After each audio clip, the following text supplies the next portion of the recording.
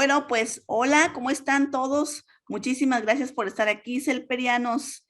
Estamos muy contentos el día de hoy. Queremos darle la bienvenida a nuestra invitada especial en la tercera edición del Café Virtual de Selper, ¿sí? A nuestra querida Claudia Carvajal, no sé si la recuerdan, estuvo hace un par bueno, cuando inauguramos este café. ¿Sí? Ella nos acompaña muy contenta e interesada, obviamente, en lo que estamos haciendo. Y bueno, digo obviamente porque ella así lo expresó y pues por eso estamos ahorita con ella en este café virtual, el número 3, queriendo un poco ver saber más acerca de ella. Estoy acompañada ahorita por Joana Carmona, quien ya saben que es la secretaria de nuestro CELPER Internacional. A ver, permíteme tantito. Ahí está. Ok. Por Ailet Vega, que también está parte de CELPER México, y Tomás Navarro, que nos está apoyando por aquí con la parte de la edición. Ok, muchas gracias. Ok, bueno, voy a leer un poquito acerca de Claudia Carvajal. Sí, Claudia Carvajal es una científica, es la científica principal de la Corporación Espacial Sigma en el Laboratorio de Geodinámica Planetaria del Centro de Vuelo Espacial Goddard de la NASA. Es investigador científico, experta en la materia de todo lo que tiene que ver con laboratorios de geodesia, geofísica, ¿sí? El código 61A, ahorita nos va a explicar un poquito qué significa eso. Gerente del grupo Hidrósfera, Biosfera, Geofísica, Grupo de Geodesia y Geofísica SAI Inc. Es geofísico, interesada en lo que son las aplicaciones sinérgicas de la altimetría láser y radar en lo que son las aguas continentales. Ha trabajado con productos de gravedad variable en el tiempo, como Grace FO, imágenes MODIS, por ejemplo, para abordar varias aplicaciones de altimetría láser a la ciencia tierra sólida. Ha trabajado también de manera extensa para elaborar otros productos de altimetría terrestre y evaluaciones de calidad de los modelos de elevación digital que utiliza ISAT o ISAT-2. Ha trabajado en la comunidad internacional para facilitar la interoperabilidad de los modelos de elevación digital y las evaluaciones de calidad de estos modelos de elevación, pero de manera global. También ha trabajado en la misión de ISAT-2, evaluando la cobertura y la calidad de datos terrestres para la planificación de la misión y la producción de los modelos de elevación. Estaba viendo todo esto y realmente, bueno, todo terminado, pero platicando con Claudia me decía, estoy viendo que trabajo por 2 personas o 3 personas al mismo tiempo. Es increíble. No he terminado, quisiera nada más, quería hacer como ese paréntesis para que veamos todo lo que hace esta mujer.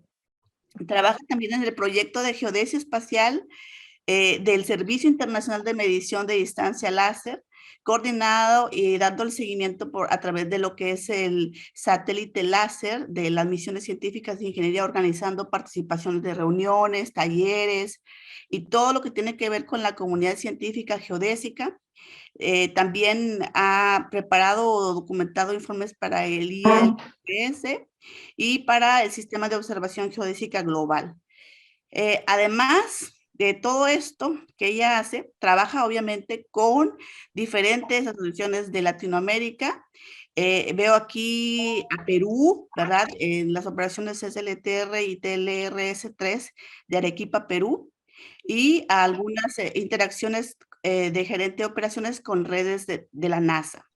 También ha trabajado en lo que es el equipo de cambio y de formación de la superficie, el estudio observable dirigido por la NASA, que proporciona información de la matriz de rastreabilidad de aplicaciones científicas, la SAT-TM, y ayuda además a guiar la selección de futuras misiones científicas para abordar las necesidades y aplicaciones habilitadas y científicas. Lo voy a leer todo, Claudia. Te Porque había dado un me resumen. tiene muy impresionada. Sí, No, sí, me vale que empiece explicando, ¿no te parece? Sí, no, pero está fantástico todo lo que haces. Yo lo quería leer porque efectivamente yo creo que es parte de lo que nos ha tocado, bueno, nos toca hacer un poco porque estamos a veces haciendo muchísimas cosas como al mismo tiempo y estamos tan apasionados a veces en lo que hacemos. Yo creo que la Ujú. mayoría de la gente en Selper te va a entender Ya.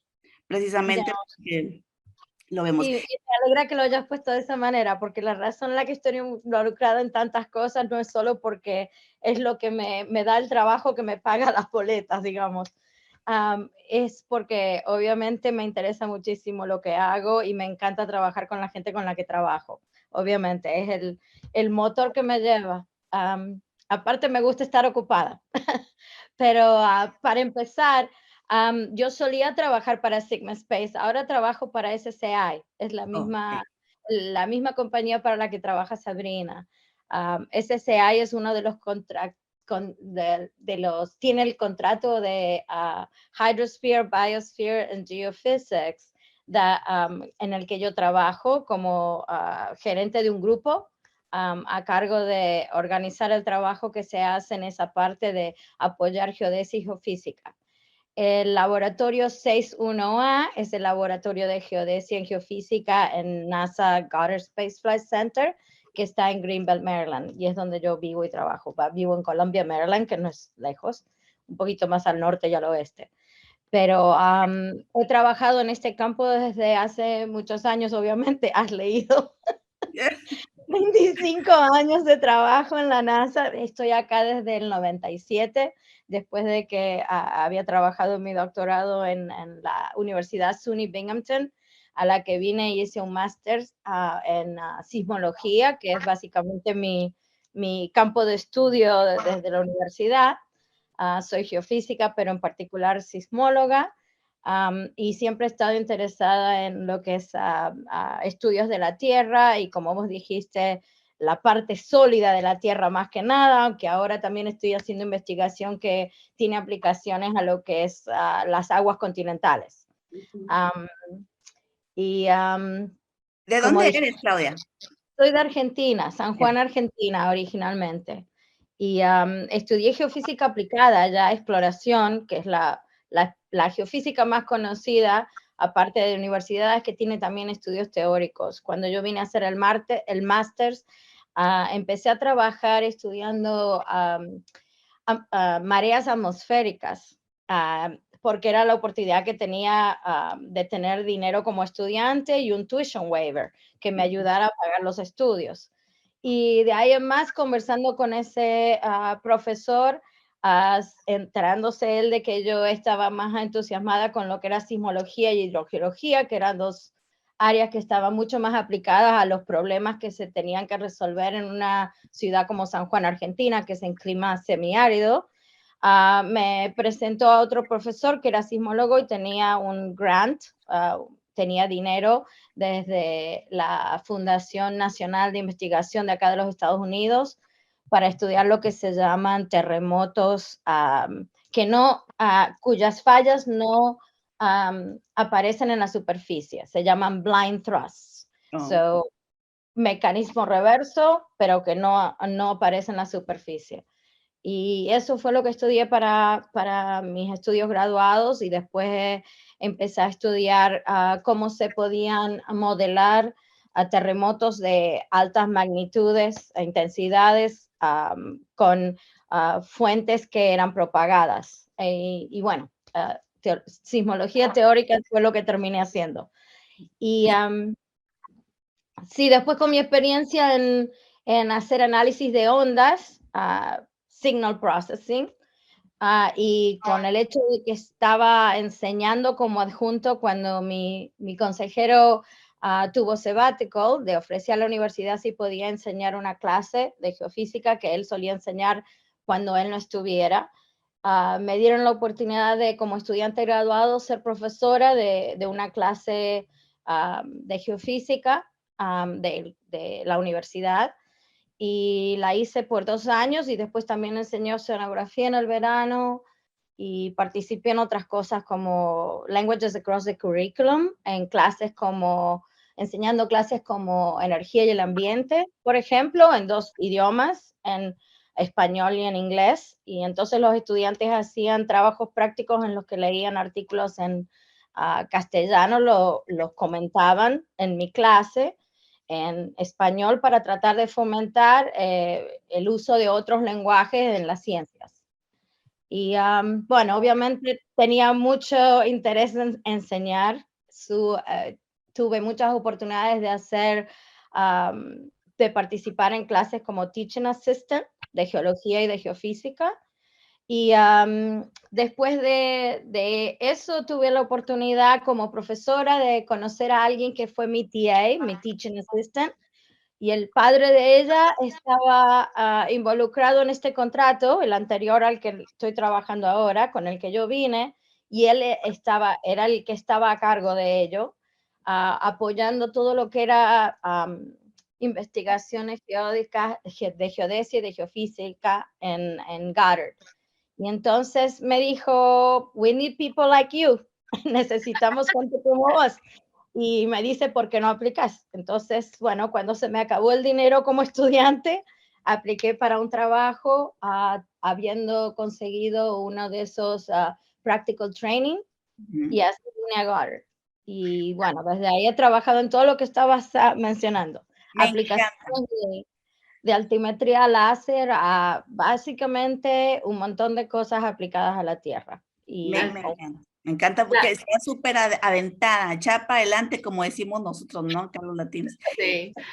Bueno, Claudia, bueno, yo te saludo y saludo a Fabiola y a todo el auditorio.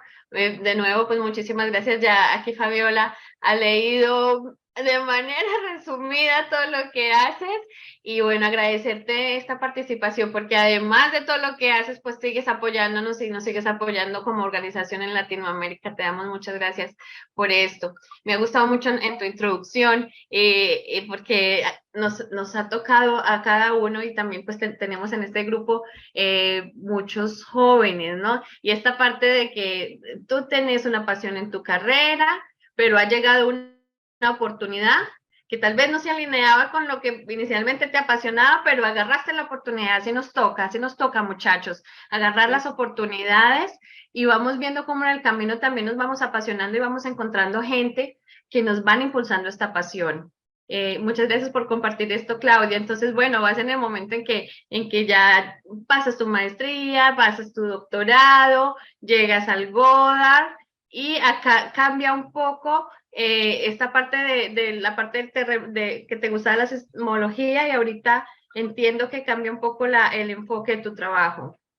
El enfoque de mi trabajo cambió un montón, porque de pasar a analizar a ondas sísmicas, a tratar de aprender qué tipo de datos se necesitan analizar y cómo se combinan y qué programas se tienen que usar para tratar de determinar órbitas de un satélite. En particular, yo llegué involucrada con el grupo que estaba haciendo la determinación de órbitas y geolocalización de la altimetría, básicamente poniendo los datos de un instrumento que estaba volando en el shuttle, en este caso el SLA-02, que le llama la segunda misión que se había hecho, un instrumento que era un altímetro láser, que era precursor de los de las misiones ISAT y ISAT-2.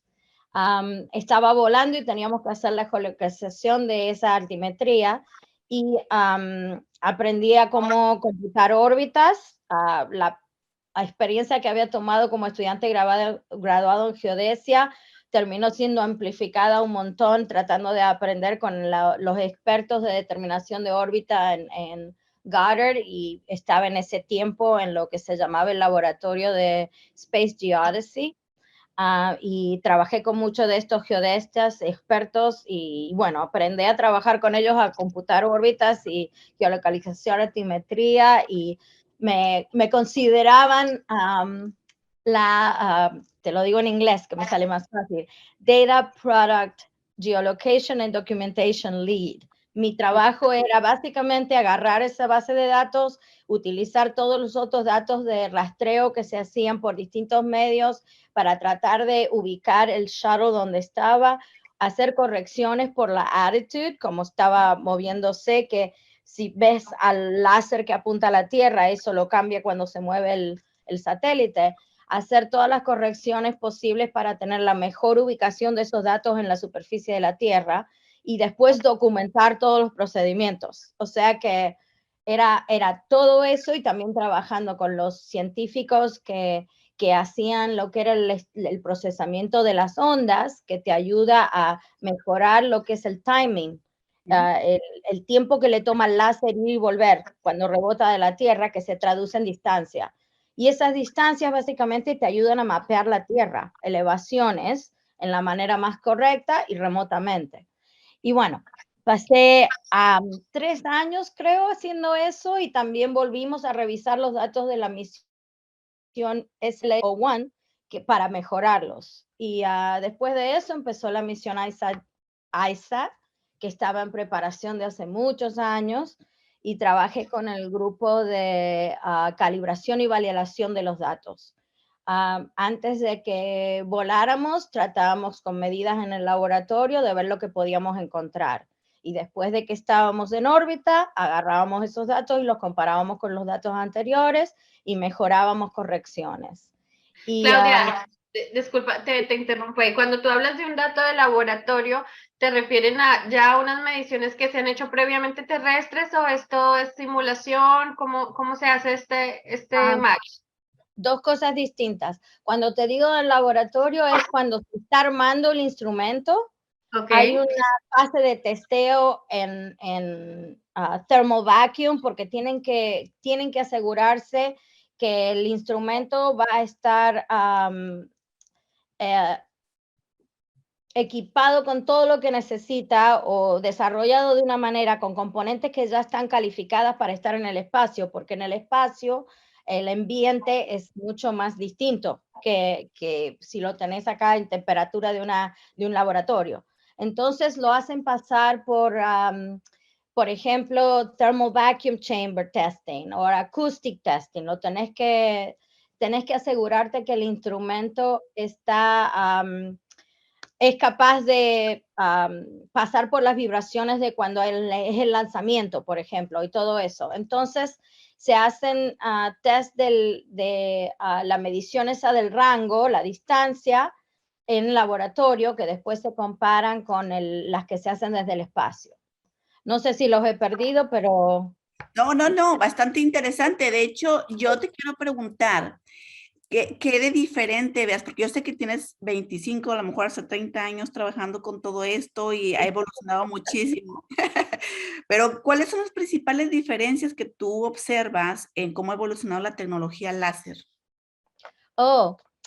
En Goddard están los expertos, y es más, hay un video hace poco que se publicitó que está hablando exactamente de eso, del desarrollo de los láseres en Goddard, y empezó con una misión que iba a ser mandada a Marte y que no fue exitosa, no por el instrumento, pero el vehículo que lo llevaba no fue exitoso. Entonces la replanearon y de ahí, después de haber ido a Marte a tratar de mapear, volvimos a la Tierra. Pero el desarrollo de los láseres ha avanzado muchísimo. La tecnología de ISAT-2 es muy diferente a la tecnología de ISAT de la primera misión ISAT. Primero usábamos no solo la longitud de onda, pero también la modalidad de coleccionar los datos. Para ISAT-2 es lo que llaman photon counting, y básicamente a 10 kilohertz comparado con 40 kilohertz que hacíamos con la primera misión. La repetición es mucho más, hay 6 rayos, no solo uno, y lo que miramos es algo que es consecutivo a 75 centímetros al long track, pero comparado con lo que veíamos que era unos 70 a 100 metros en el piso cada 170 metros. O sea, la evolución del tipo de medición que se ha hecho de una misión a otra es increíble. Y la tecnología, los láseres son de menos poder también y se pueden usar de más repetición. Pero las mediciones en el laboratorio son fundamentales cuando se está testeando el instrumento acá. antes de conectarlo con lo que se llama el observatorio, que es la conexión a todo lo que te da poder y básicamente el spacecraft, el satélite. Entonces, con la primera misión no tuve oportunidad de trabajar en esa área, pero con la segunda misión he tenido la suerte de estar involucrada en lo que funciona, las calculaciones que se hacen en el satélite, en lo que se llama el flight software, para elegir de todos los datos que se coleccionan, los datos que contienen la información de la superficie de la Tierra, para que se analicen después aquí, por gente que está usando algoritmos desarrollados para una tipo de superficie en particular, para agua, para tierra, para vegetación.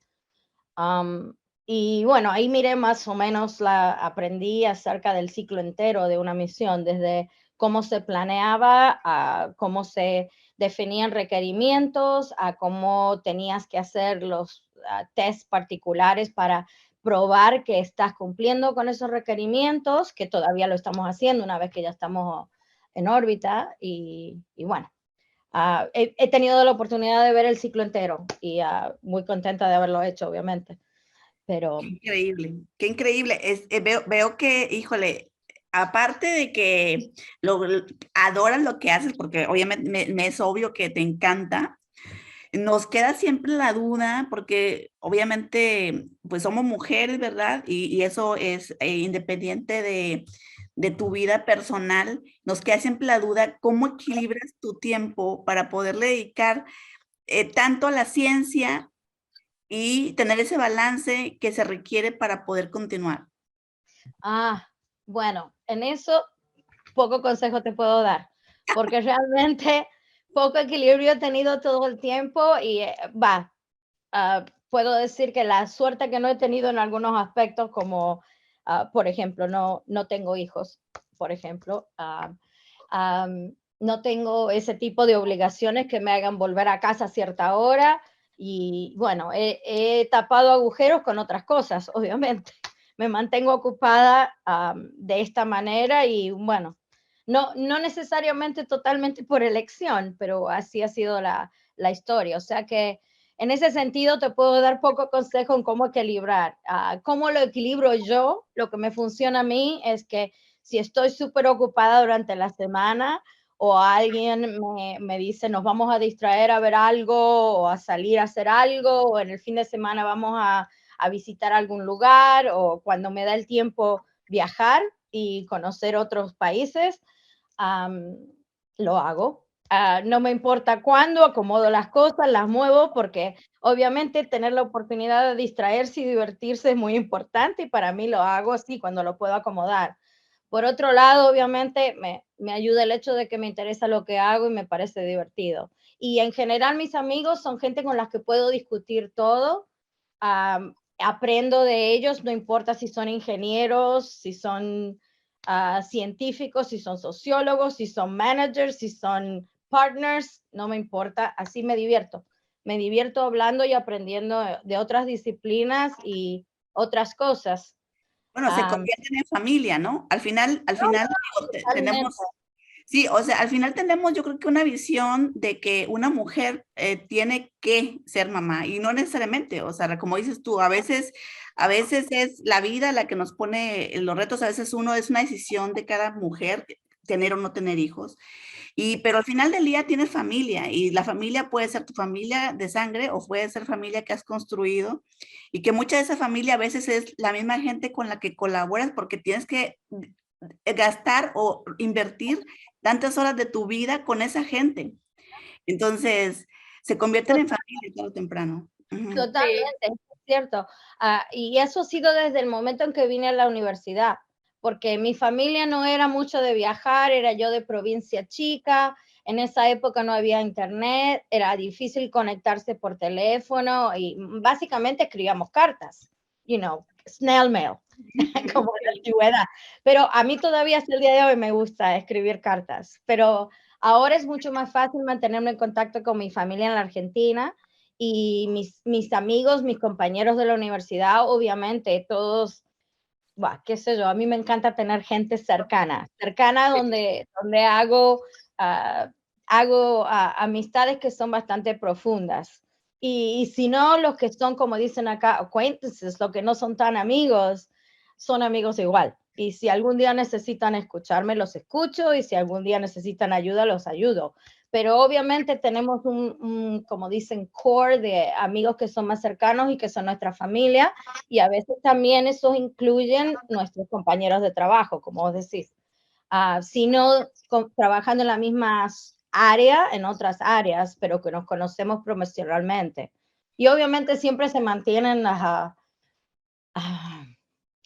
las boundaries, como dicen, profesionales, obviamente, Barrera porque, profesional. porque obviamente parte de mi trabajo también es ser manager, y eso implica que yo esté muy consciente de algunas cosas que a lo mejor se pueden percibir no tan correctas en otras culturas. O vos has visto, la cultura hispana es muy amistosa, y a veces hay cosas que se pueden malinterpretar, pero bueno, estar consciente del ambiente profesional no es algo malo, pero Sí, de acuerdo contigo, Claudia. Fíjate que llegas a, bueno, te quiero tomar 2 puntos ahí. El primero es la parte que tiene que ver con esta colaboración que a veces tienes con otras personas que obviamente estás ahí, y con otros y científicos alrededor seguramente del mundo, en los cuales integras no nada más la parte de percepción remota, sino de aplicaciones,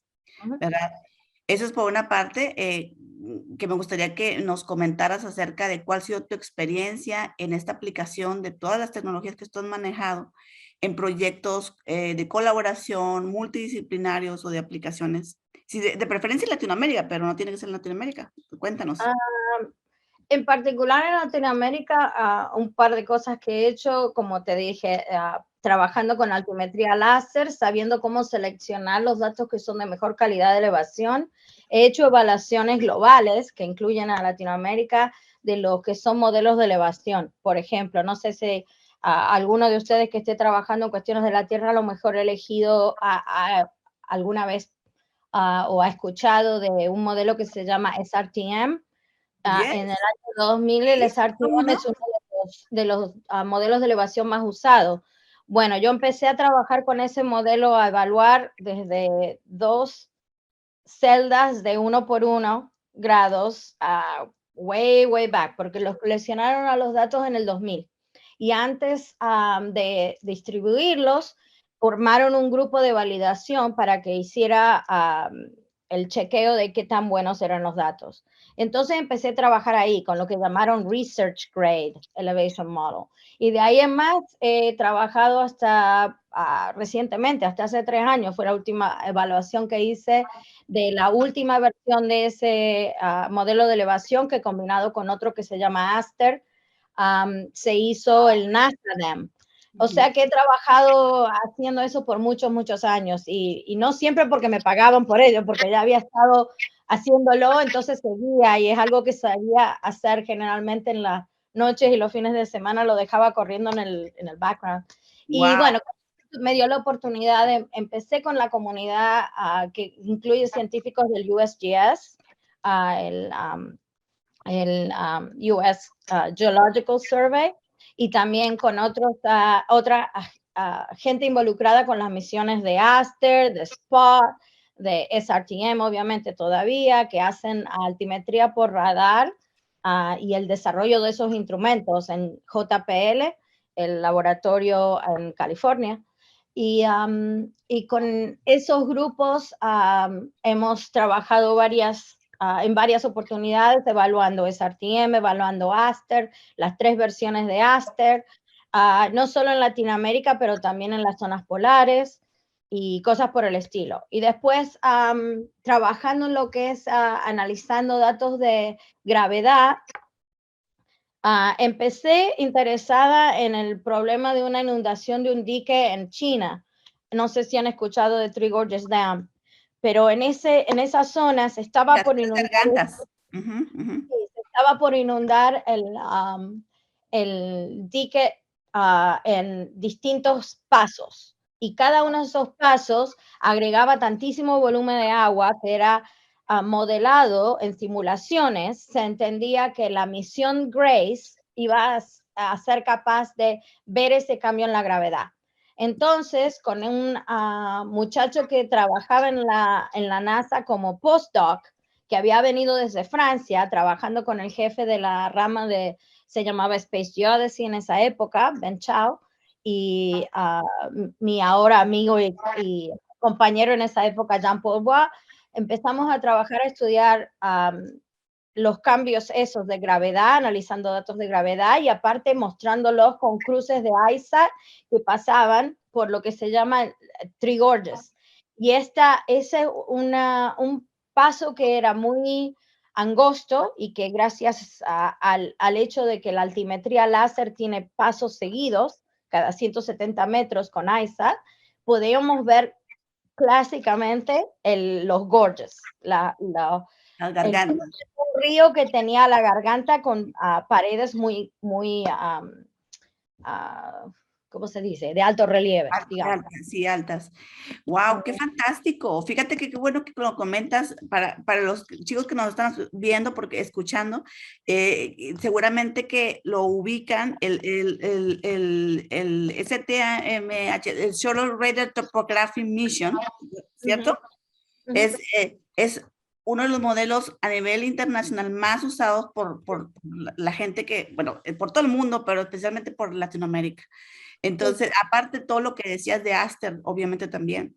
Y en realidad a veces nos perdemos un poquito eso. Yo siempre, o sea, desde siempre lo hemos usado, pero estoy impactada y ahorita muy contenta de conocer a una mujer latinoamericana que ha trabajado en todas esas misiones. Imagínate qué honor. No, padrísimo, padrísimo, la verdad. Tuve suerte de contarles en la Argentina, y no me acuerdo ahora en qué año fue, acerca de ese trabajo con los resultados que había salido para Latinoamérica, porque acordate que el Shuttle Radar Topography Mission solo coleccionaba datos entre 60 y 60 grados de latitud, norte y sur. Entonces, el NASA-DEM ahora ha usado datos de ASTE para completar las mediciones y hacer un modelo global. Bueno, cuando no tenían observaciones, se rellenaba eso con modelos de elevación mucho más antiguos. Y eso en lugares como Sudamérica había generado algunos problemas de la exactitud y la precisión de los datos, como comparado con altimetría.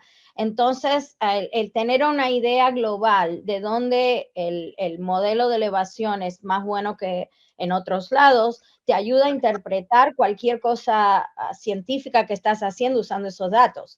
Si estás tratando de ver, y ahora está en una resolución de 30 metros, aunque efectivamente es como 45, pero la primera versión de eso era de 90, o sea que tenías menos resolución para tratar de hacer ese tipo de inferencias. Entonces, mientras más exactos son esos modelos, mejor es tu ciencia. Y esa es la importancia de hacer ese tipo de estudios. Pero bueno, esto un poquito más. Perdóname, Claudia, pero hoy en día la resolución y los productos están disponibles también igual para Latinoamérica. Sí, ahora globalmente ese producto está distribuido a 30 metros. Y hay otros que coleccionan los datos y se producen a más resolución de otros satélites, de otras misiones. Ahora hay misiones como Sentinel, que son de Europa, de ESA, y los datos ahora son distribuidos gratuitamente. Y es más, creo que es aquí hay una a través del USGS. Pero si uno busca el nombre de la misión y los productos, uno encuentra cómo se distribuyen. Ese modelo ha cambiado. Solía ser que en los Estados Unidos, porque todas esas misiones eran pagadas por los taxpayers, como yo, se tenían que distribuir gratis y también bien documentados. Hay requerimientos para documentación y todo eso.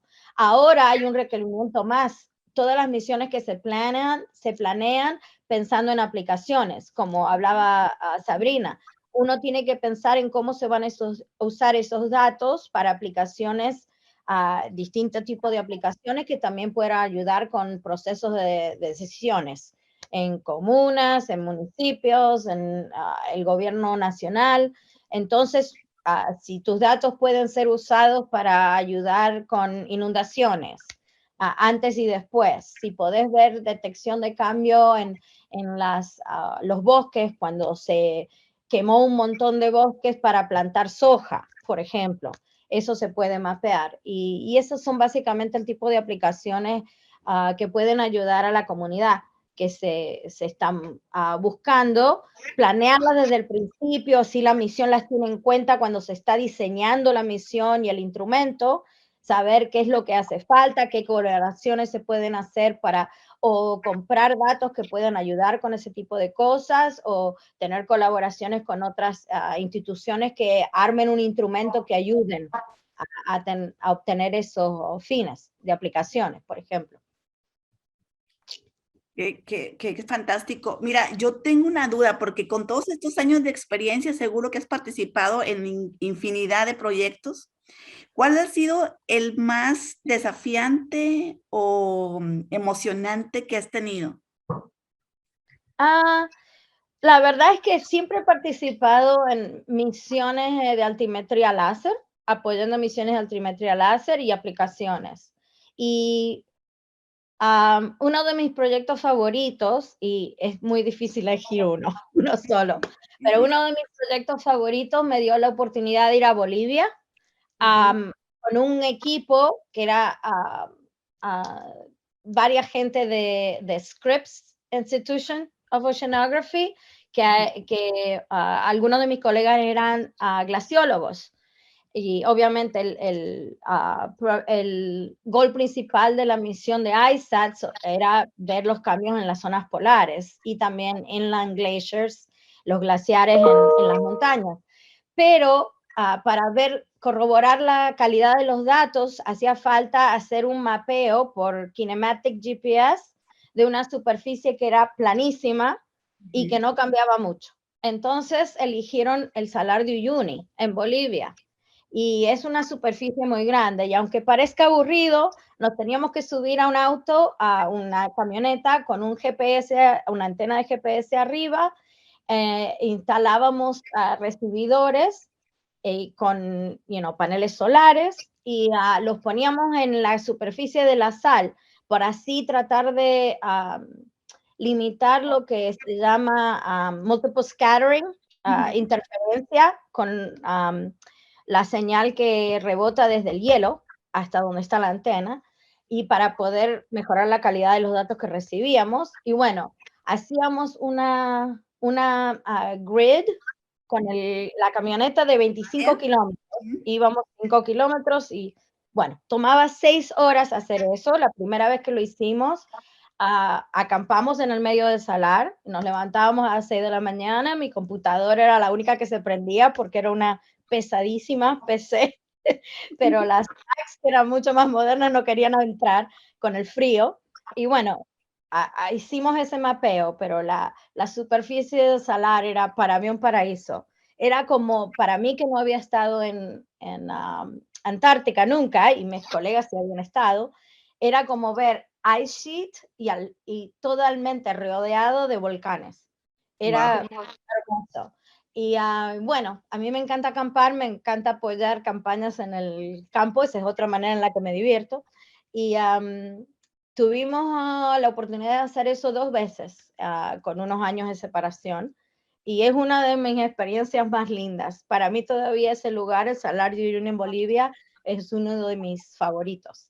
Y bueno, todavía me falta conocer un montón de lugares en Argentina, que como me fui tan joven, no tuve la oportunidad de visitar, pero todavía hasta el día de hoy es una de mis mejores experiencias. Después también tuve la oportunidad de tratar de sacarle fotos láser, saliendo a través del país, corriéndonos con las predicciones, así mientras pasaba el satélite yéndose más al oeste todos los días. Nos poníamos abajo con 3 o 4 cámaras para tratar de triangular, también para calibrar y validar la ubicación de lo que llamamos el footprint.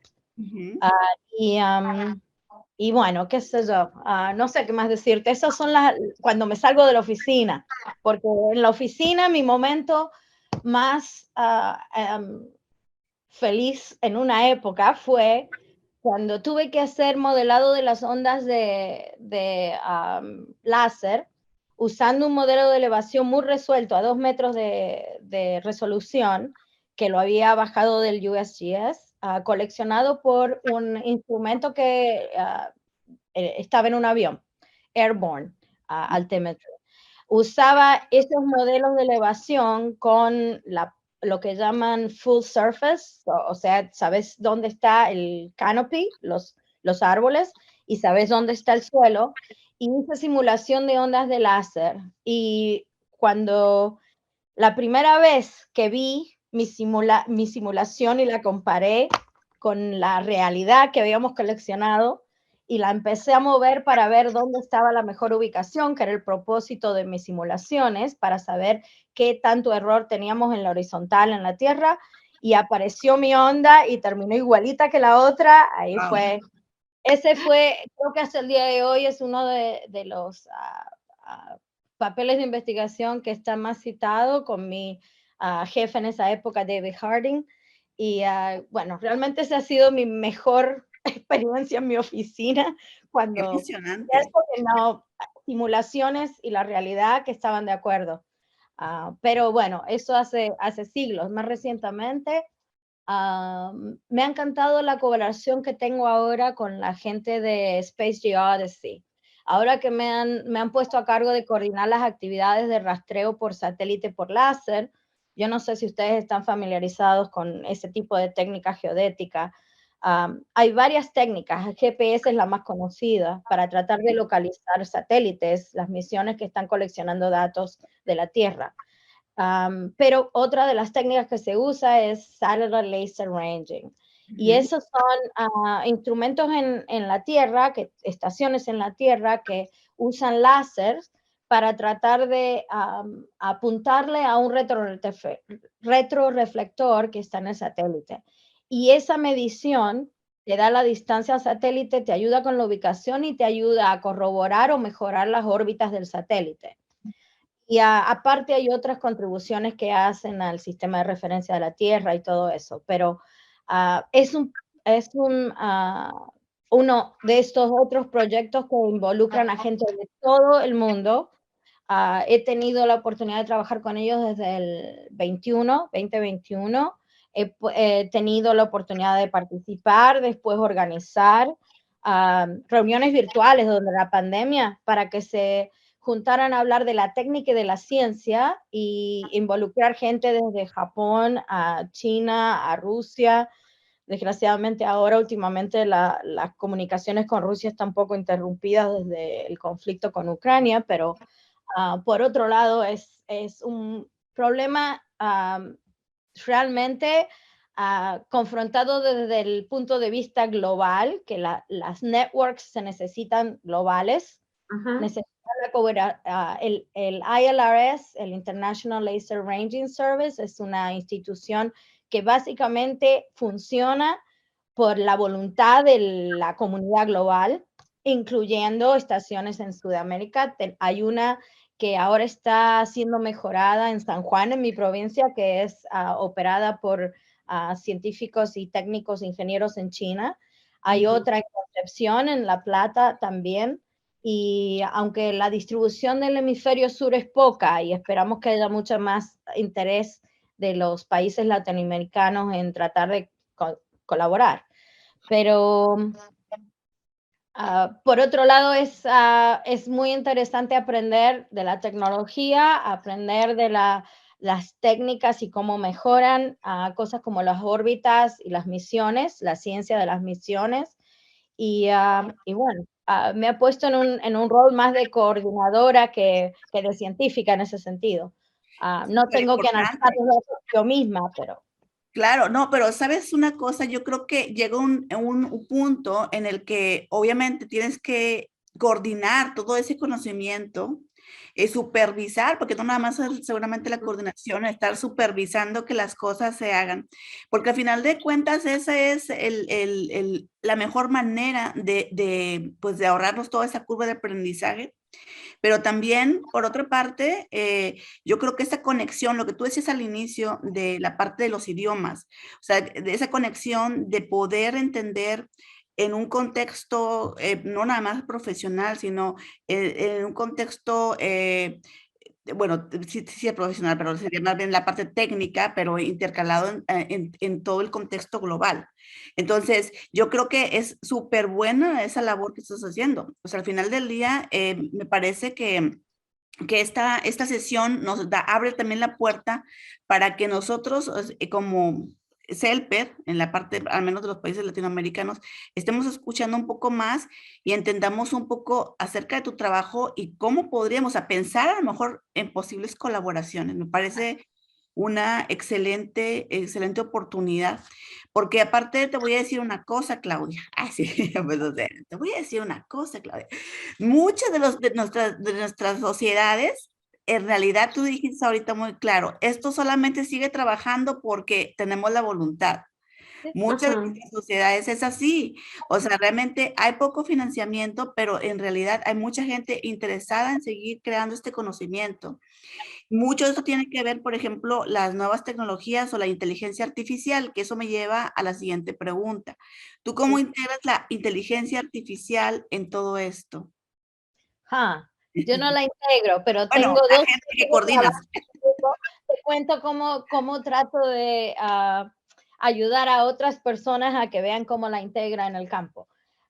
Como manager, tengo 2 personas en mi grupo que acaban de terminar un curso que les provee la compañía para la que yo trabajo, que está haciendo un programa para tratar de incrementar el conocimiento en la compañía acerca de ese campo. Y es Machine Learning and Artificial Intelligence. Tengo 2 personas en mi grupo que fueron aprobados para tomar ese curso, lo han terminado exitosamente, y ahora tengo 2 más. Y en los distintos casos los trato de inspirar en que vean maneras de utilizar eso para proyectos que son aplicados a su ciencia.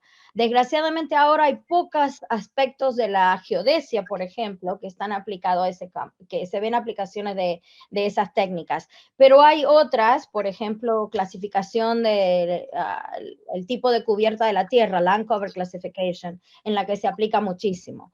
Pero en mi caso, yo estoy interesada en que la gente que está adquiriendo esas técnicas, que están siendo educados en ese campo, traten de aplicarlo a innovar en el tipo de aplicaciones en las que se hacen. Pero en ese sentido, a esta altura, como vos dijiste, llega un momento en que ya hicimos todo, tuvimos nuestra curva de aprendizaje, la vamos a seguir siempre teniendo. Yo creo que nunca voy a dejar de aprender, espero nunca dejar de aprender, pero llega un momento en nuestra carrera en que nuestro propósito es también a gente que tiene menos experiencia, hacerle ver las posibilidades, tratar de alentarlos a que se dirijan en una dirección y otra. Y yo a esta altura, aunque no quiero crecer nunca, que no se han dado cuenta, es obvio, aunque no quiera crecer nunca, llega el momento en que la experiencia tiene su uso. Y en ese sentido, si alguna de mis experiencias le sirve a alguien para alentarse, para tratar algo diferente, yo me enseñé a mí misma a hablar inglés, por ejemplo. Empecé con 2 semanas intensivas y, Sí, exacto, y vos sabés, si lo has hecho, la dedicación que toma y que lo estás haciendo cuando te estás divirtiendo y cuando estás estudiando, todo el tiempo aprendiendo. Y bueno, en ese sentido el peligro es que a veces estás siempre en cuerda, ¿no? Pero bueno. Por otro lado, estar involucrada con lo de Space Geodesy salió a raíz de que yo ofrecí traducir un solo mensaje a la estación de Perú, de SLR. T3 es una estación de Satellite Ranging en Arequipa, Perú. Y un colega, 2 puertas en el hallway, me llamó y me dice, ¿nos podés ayudar? Les tenemos que pedir que nos cambien el switch a fax Así les podemos mandar un fax, de teléfono a fax. Y ahí empezó, un año después de que había venido a la NASA en el 98. Les ayudé por muchos años, como 8 años, gratis. Cada vez que me pedían que tradujera una conversación, que les tradujera una carta, que les tradujera un mensaje, así, gratis, 8 años. Y después dijeron, no, ¿por qué no venís con nosotros a Perú, que vamos a tener una reunión con la gente de la universidad, estamos renovando el contrato por operaciones y bueno, y ya empezó a ser oficial y ya fui por viaje de trabajo. Y así, algo que por ayudar terminé involucrada y bueno, cuando la persona que estaba de secretaria de la LRS, como le llaman a la posición de coordinadora, yo estaba que tenía un poco de tiempo que no me alcanzaba para 100% y dije, bueno, si necesitan a alguien, y empecé diciendo, bueno, puedo tratar de hacerlo con 30% de mi tiempo. Bueno, equivocada estaba. Y así empieza, por 30 termina siendo 40 y después terminas poniendo parte de tu fin de semana. Pero bueno, esa es la que les diría que se cuiden de esa, el balance. El balance es algo que yo sigo tratando de practicar.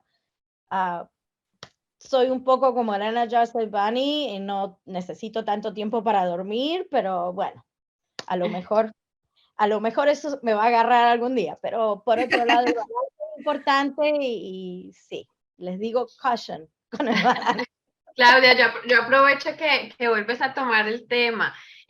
Acá estamos tres personas, bueno, Fabiola, tú y yo, en esta parte con un camino diferente, ¿verdad? Fabiola es madre de 3 hijos, tú que has decidido no ser madre, y yo te cuento que yo tuve un tiempo en que decidí no ser madre. Fue mi decisión por muchos años. Ahorita estoy en un proceso de adopción de un adolescente. Y bueno, lo que tú dices, como dice la doctora Fabiola, no todas escogemos el mismo camino, el camino es diverso, pero el balance es difícil. Es difícil porque te apasionas tanto, te involucras tanto, que como tú dices, primero inicias con el 30-40, luego los fines de semana, luego tienes familia, luego tienes amigos, y bueno, este balance hay que mantenerlo. Creo que es difícil para nuestro quehacer, pero es la invitación de que este balance tiene que estar. Y te voy a decir, por experiencia con mis amigos, que tengo muchos amigos obviamente que tienen familia y tienen que balancear lo que es carrera y vida personal. No duele tener un compañero o compañera que te entienda y que también te apoye, porque es fundamental, obviamente. Tratar de balancear también las obligaciones, no el rol tradicional que siempre se ha tenido, y no quiero aburrir a los hombres que están presentes en nuestra conversación, que probablemente están aburridos ya, pero en general no duele que nos ayuden un poquito y que nos entiendan, que va a haber épocas en las que uno se va a tener que dedicar más. Y yo tengo como manager gente que está obviamente con situaciones personales completamente distintas. No porque no tengamos familia, no tenemos otro tipo de obligaciones, otro tipo de restricciones. Algunos tienen que tener en cuenta su salud, uno nunca sabe, ¿no? Trabajo con gente que son madres y tienen obligaciones y en ese sentido te digo que hoy en día la manera de conectarse remotamente que nos ha permitido, sobre todo la situación de la pandemia, implementar mucho mejor que lo que solía ser, y tener también una flexibilidad en los horarios ayuda un montón. Eso es cierto. Y también, ya, no solo como mujer, pero yo he tenido la suerte he tenido que educarme a no tratar de tomar como personal comentarios que se hagan de que yo como mujer soy más emocional y me la tomo más dura, o que tengo el corazón ¿cómo le dicen? Sleeve, heart on your sleeve. Tough skin. You have to be tough, but to be a mom, you have to be tough, ¿cierto? Para ser madre tenés que ser, ¿cómo se dice? ¿Dura? No sé. Dura. Sí. De hecho, qué bueno que comentan todo esto porque, y justo cuando ya estamos a punto de cerrar, porque la próxima semana, si Dios quiere, en unos días más bien, no la próxima semana, no, sí, la próxima semana, ¿cierto? Sí. Bueno, el día 8 de hecho, es miércoles. y el día 8 de marzo es el Día Internacional de la Mujer. Y una cosa que queremos hacer es, bueno, no sé exactamente, creo que se va a hacer para el 8, vamos a tener un café especial, precisamente para ver cuáles son esos retos que hemos tenido, o estamos más bien enfrentando durante pues, nuestra vida, tanto profesional, ¿no? O de formación incluso, porque no tiene que ser desde que, bueno, me puse a trabajar y estoy enfrentando esos problemas. O sea, realmente son muchos los retos que tenemos que enfrentar como mujeres desde que te educan, o sea, prácticamente desde que estás en tu casa. Y creo que tenemos mucho que decir, muchos consejos también que dar a los que quieran escuchar. Y los que no, bueno, pues ni modo, pero hay que expresarnos, entonces queremos abrir ese café para precisamente ese tipo pues de vivencia, lo voy a decir así, vivencias que queremos expresar. Entonces, pues Claro. muchísimas gracias. Fíjate que ya se nos fue, pero volando la hora. Yo siempre me quedo pensando, dije, ay, ¿qué le vamos a preguntar? ¿Y qué le vamos a preguntar? Y siempre, pero en realidad han sido tan interesantes los cafés que hemos tenido. Y No, yo les agradezco muchísimo haberme dado oportunidad de participar y no va a ser la última vez que me vas a ver, ya vas a tener tiempo No, de espero que no, Claudia. Esperamos que no. No, hay Sí, mucho que platicar. disculpa por la introducción tan larga que terminé hasta yo aburriéndome. No, para nada, no nos aburrió No, para nada. la Claudio, recibí. yo te agradezco mucho nuevamente toda esta apertura que has tenido con nosotros, es el cariño que sentimos también de tu parte. Me ha encantado mucho cómo nos has llevado esa evolución, ¿no? De tu carrera y no solamente tu carrera desde la percepción remota, también, ¿verdad? Cómo ha cambiado la parte temporal, la parte espacial, el acceso a los recursos. Ahora estamos hablando de múltiples plataformas, múltiples agencias, estas redes que nos estamos creando. Te agradezco demasiado que hayas estado aquí con nosotras y como tú dices, estamos en contacto, estamos para participar nuevamente en nuevas cosas. Yo encantada, muchísimas gracias. Muchísimas gracias y muchas gracias a todos los que nos están viendo, los que nos pudieron acompañar el día de hoy. Vamos, como siempre, estamos haciendo una edición de cada uno de los videos para colocarlo en la página de Celper Internacional y Celper México y que pueda estar todo el tiempo disponible para quienes no pudieron conectarse, vean pues todo el bagaje de conocimiento que tiene cada uno de nuestros expertos. Muchísimas gracias, Claudia. Te mando un abrazo virtual. Igualmente. Estén muy bien todos. Buenas tardes. Buenas tardes. Bye.